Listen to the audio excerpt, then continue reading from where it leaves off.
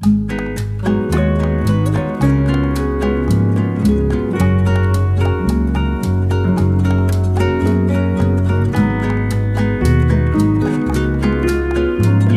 afternoon, guys. Yeah, it is already 4:30, but yeah, today I work from 6 o'clock and I finish at 2 o'clock. I'm very tired. Yeah, when I was working, I was actually very sleepy. It's good that I am working in the kitchen, doing something. I remember that before, when I was working at the French Baker as a service crew, I was working in the counter. And there's nothing to do. Because my job during the time is to wait for the guests and give and serve the bread that they want. You have no option but to feel sleepy. But here, while working, being sleepy, was doing things. So you know, it's still being productive. And yeah, Brian sent me a message asking me to go to their apartment. But yeah, I was very sleepy. And so I did not go. I said the next time. Oh, now I'm going to eat.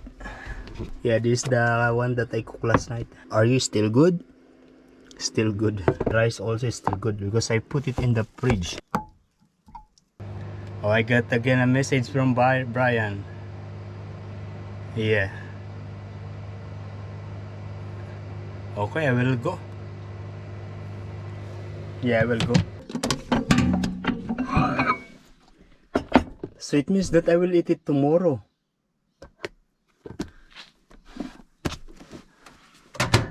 Yeah, I will eat it tomorrow. We are now here in the car park near the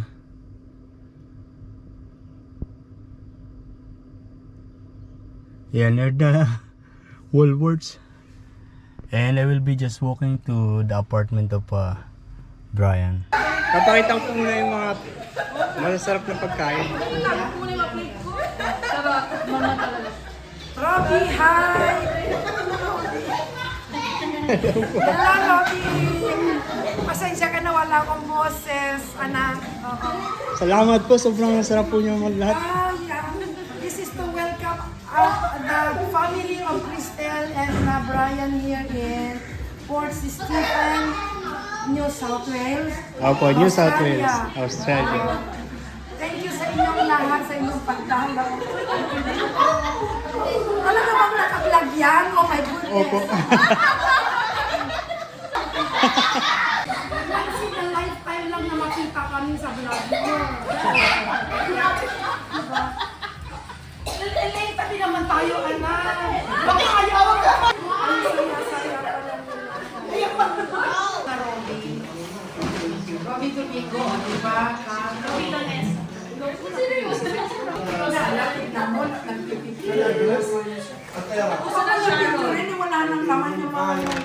Ito po, ipapakita ko po itong binigay ninyo eh. Good evening, guys. Yeah, I just came from the house of Brian. And yeah, as usual, they give me a lot of food. And I am organizing it now here in my fridge. I hope it will last for 1 week. So this is embutido, and there is this very delicious soup. I don't know the name, papaitan maybe. And then there is this different delicious, yeah, actually pork and sausage, because they don't have a takeaway container, so they give this they put it here in a cup and just covered with the cling film. This was also in the cup. I just transfer it to this sink.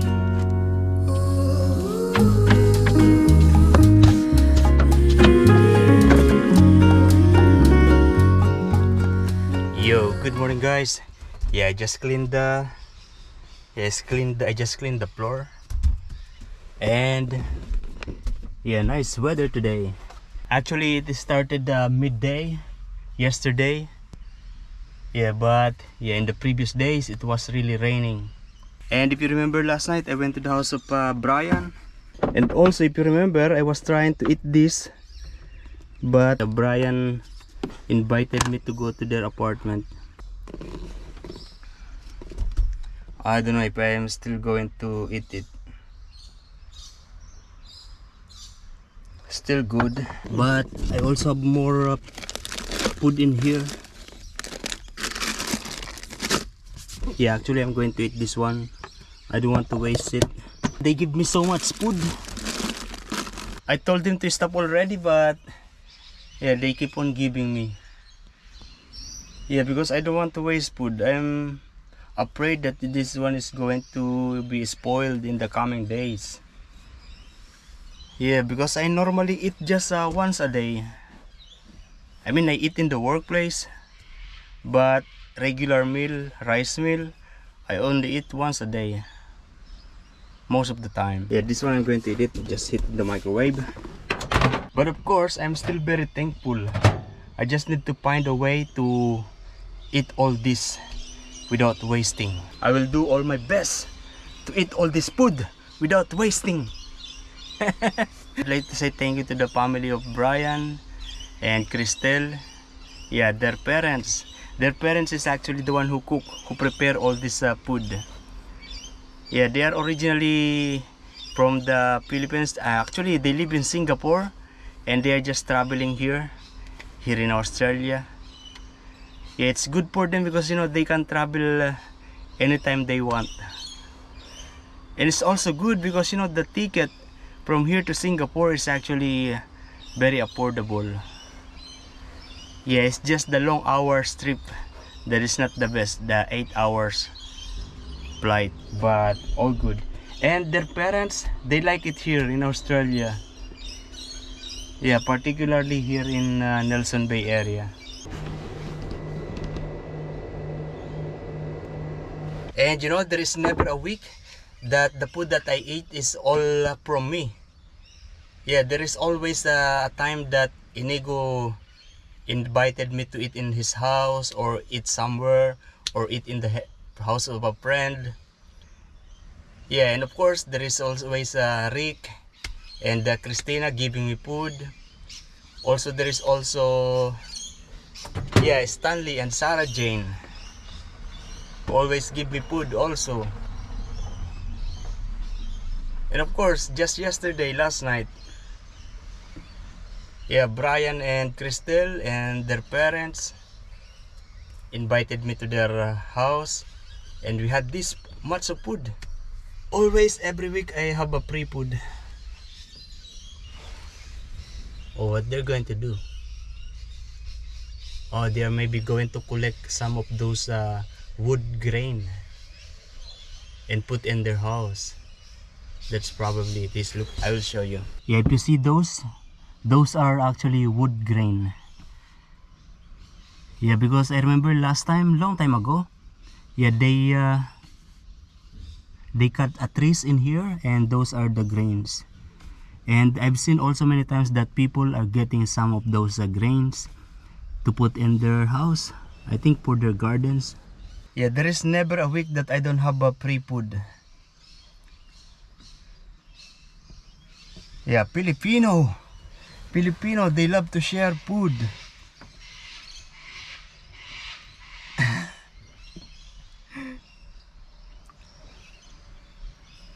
You know, I sometimes feel guilty because I don't do that.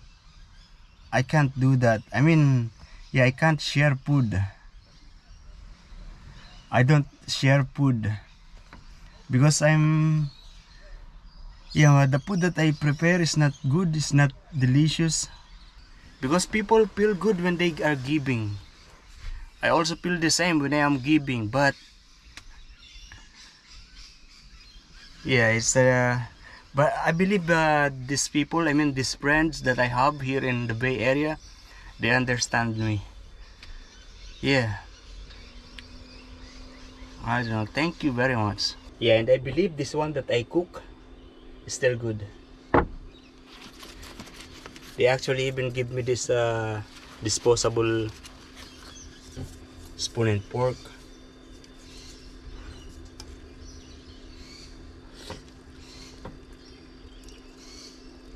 Yeah, this tuna is still good. I'm going to drink soft drink. This is also coming from yeah, Brian and Crystal from last night.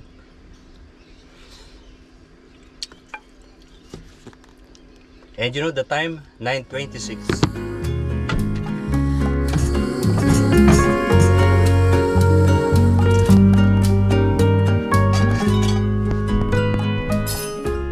The two guys, they are back. They are getting another set of wood grains. Oh, I'm actually going to explore this way. Yeah, in case you don't know, inside of that bushland, just inside there, at the back of those cars, there is a walkway. And now we are here. Oh, I need to get a bottle of water because I'm going to the toilet. Yeah, there is a walkway now here. Before there is no walkway like this. Beautiful here.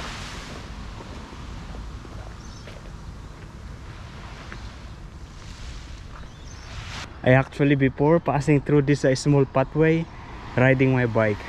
There's a lot of people over there. Yeah, near Shobe Country Club.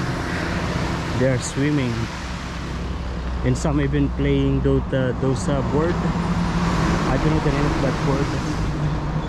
And you know, this is my favorite house. Yeah, here in Shobe. Actually, this is a rental accommodation. The name is Salt Shobe. Yeah, this walkway, this is very nice. They made this, and this is part of the Tomari walks. Yeah, from here in Tomari Mountain all the way to Samurai Beach, if I am not mistaken. Yeah, this is brilliant. This is amazing that they did this walkway. Normally, people coming from that side, they walk on the other side, or this is small way. That's before.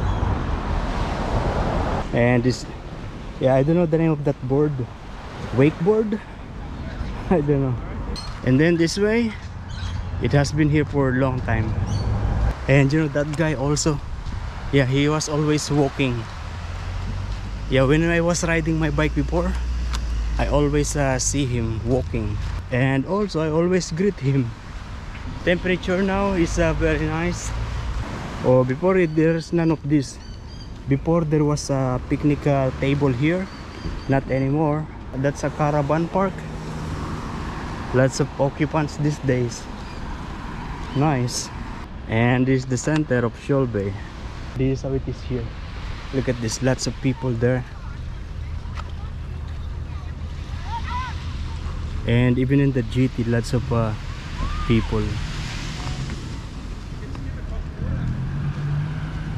I'm going to fill this up with water. This is actually a refilling area here. So basically, this one is for the dog, and this for people. Okay, we are back here in the car, and we are going to the workplace now. I will park there, and then abnormal events are detected during parking. Please enter the dash cam album to view the parking surveillance video. And I'll do some computer things, computer works.